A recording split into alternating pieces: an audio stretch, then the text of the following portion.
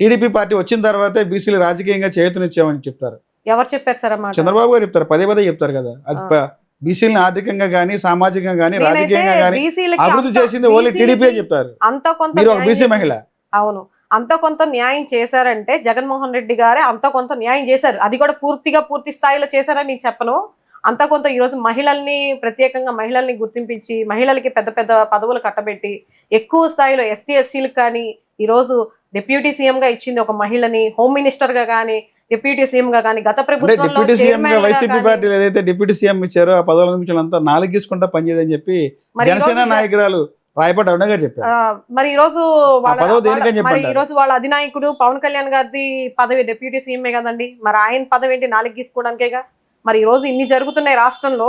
సనాతన ధర్మం అని చెప్పేసి రాష్ట్రంలో మత కొల్లల్ని రెచ్చగొట్టే విధంగా ఆయన కొత్త వేషధారణలో, కూటమి ప్రభుత్వం రాగానే అధికారంలోకి రాగానే కొత్త వేషధారణలో ప్రజల ముందుకు రావడం జరిగింది. ప్రజల్ని రెచ్చగొట్టే విధంగా అంతకు ముందేమో కుల భావన అంటారు, ఇప్పుడేమో మత భావన అంటారు. ఆంధ్ర భావన లేకపోతే కనీసం మత భావనలో అన్నా ఉండమని చెప్పేసి ప్రజల్ని రెచ్చగొట్టి ప్రజల్లో ఈరోజు మత కల్లోలాలు, విద్వేషాలు, ఒకళ్ళ మీద ఒకళ్ళు వాళ్ళు కొట్టుకు సావాలన్నట్టుగా ఈరోజు రెచ్చగొట్టి మాట్లాడుతూ ఉన్నారు. మరి ఈయన పదవి ఏంటంటే డిప్యూటీ సీఎం అంటే మత కొల్లాలను సృష్టించడానిగా ఈయనకి ఇచ్చింది, హిందూ ధర్మాన్ని గీసుకోవడానికి కదా ఈయన చేసే పదవి కూడా. చెప్పండి, హిందూ ధర్మాన్ని ఒకటి సార్, ఈ రోజు ఆడపిల్లల పైన ఇన్ని దాడులు జరుగుతూ ఉంటే గతంలో ఆయన అధికారంలోకి రాకముందు ఆడపిల్లల్ని చూడాలంటే, ఆడపిల్లల వైపు చూడాలంటే ఒడుకు పుట్టాలి వెన్నులా అని చెప్పేసి మాట్లాడిన వ్యక్తి మైక్ ఇస్తే చాలు ఒళ్ళు మరిచిపోయి పూనకం వచ్చిన వాడి లాగా మాట్లాడతారు.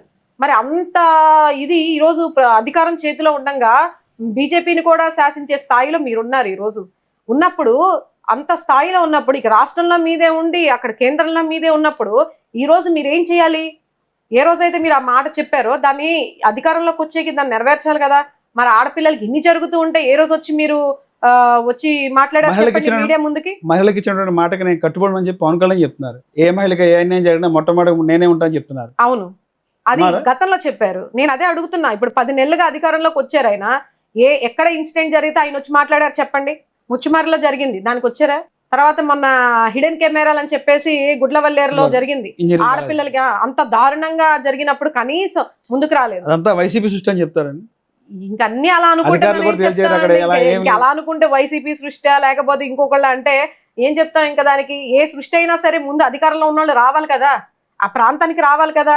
అది సృష్టో కాదో మీరే బయటికి తీయాలి. గతంలో మీరేం చెప్పారు? 32,000 మంది మహిళలు కేంద్ర నిఘా వర్గాలు చెప్పారు వాలంటరీ వ్యవస్థని ఎంత దారుణంగా, ఎంత చులకనగా, మగవాళ్ళ ఇళ్లలో లేకపోతే మగవాళ్ళ ఇళ్లలో లేకపోతే డోర్లు కొడతారు అని ఎంత వ్యంగ్యంగా, ఎంత దారుణంగా అవమానించి ప్రతి ఒక్కరిని ఎలా అవమానించారండి. మరి అదే వాలంటరీ వ్యవస్థని ఎన్నికలకు ముందు వాటేసుకొని వాళ్ళని గొప్పగా పొగుడుతూ మీ వ్యవస్థ ఉంటుంది, మీకు ఇంత ఇస్తాం అంత ఇస్తామని చెప్పేసి ఆశపరిచేసి చివరికి వాళ్ళు కూడా టర్న్ చేసుకునే విధంగా మీరు చేసి ఈ రోజు వాళ్ళని ఎంత అసలు ఆ వ్యవస్థ లేకుండా చేస్తున్నారు. 2 లక్షల మీరు అదే ముందు కూడా అడిగారు నన్ను, అది ఎప్పుడు మీకు ఎన్నికలప్పుడు అది గుర్తు రాలేదా? ఇప్పుడు ఎందుకు వచ్చింది అన్నమాట? హామీ ఇచ్చే ముందు గుర్తు రాలేదా? ఈ రోజు సాకులు చెప్తారా? నెరవేర్చే టయానికి వచ్చేసరికి సాకులు చెప్తారా? ప్రజలకి బాగా సాక్షాత్తు సీఎం స్థాయిలో ఉంటుంది చంద్రబాబు గారు ఈ రోజు పెన్షన్ ఇస్తున్నారు ప్రతి నెల 1వ తారీఖున. అవును, ముఖ్యమంత్రి స్థాయి ఎవరిని చూసిస్తున్నారు? దాన్ని ప్రజల వద్దకే మేము వెళ్ళాము, వాలంటీర్స్ తో మాకు పని లేదు, ప్రజల వద్దకే మేము వెళ్తాం చెప్తున్నారు. అదే సార్, దాన్ని ఎవరు తీసుకొచ్చారు? ఆ ఇంప్లిమెంటేషన్ ఎవరు తీసుకొచ్చారు? ప్రజల వద్దకే పాలన అనే దాన్ని ఎవరు తీసుకొచ్చారు? గతంలో ఉందా? 2014లో నుంచి 19 మధ్యలో కానీ, అంతకు ముందు కానీ, ఇప్పుడు 4 సార్లు సీఎం గా అయ్యారు చంద్రబాబు నాయుడు గారు. గతంలో ఎప్పుడన్నా ఉన్నదా ప్రజల వద్దకే పాలన తీసుకొచ్చా అనే మాట కానీ ఎక్కడన్నా ఉన్నదా?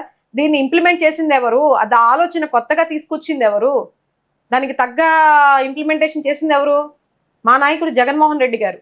ఇప్పుడు ఆయన్ని చూసి కాపీ చేసి పేస్ట్ చేస్తున్నారు అంతే. వీళ్ళు వాలంటరీ వ్యవస్థ ఎందుకు, మేమే నాయకులు మేమే వెళ్తామని చెప్పేసి మాట్లాడుతున్నారు. రేషన్ అన్నారు, ఇదివరకు రేషన్ అంటే ప్రజలు క్యూలు కట్టుకొని దానికోసం ఒక రోజంతా బయటికి వెళ్ళే వాళ్ళు కూడా వెళ్లకుండా క్యూలు కట్టి ఆ రేషన్ షాపుల దగ్గర పడేవాళ్ళు. ఈ రోజు ఇంటి వద్దకే రేషను. అవన్నీ అవన్నీ మార్చొచ్చు కదా.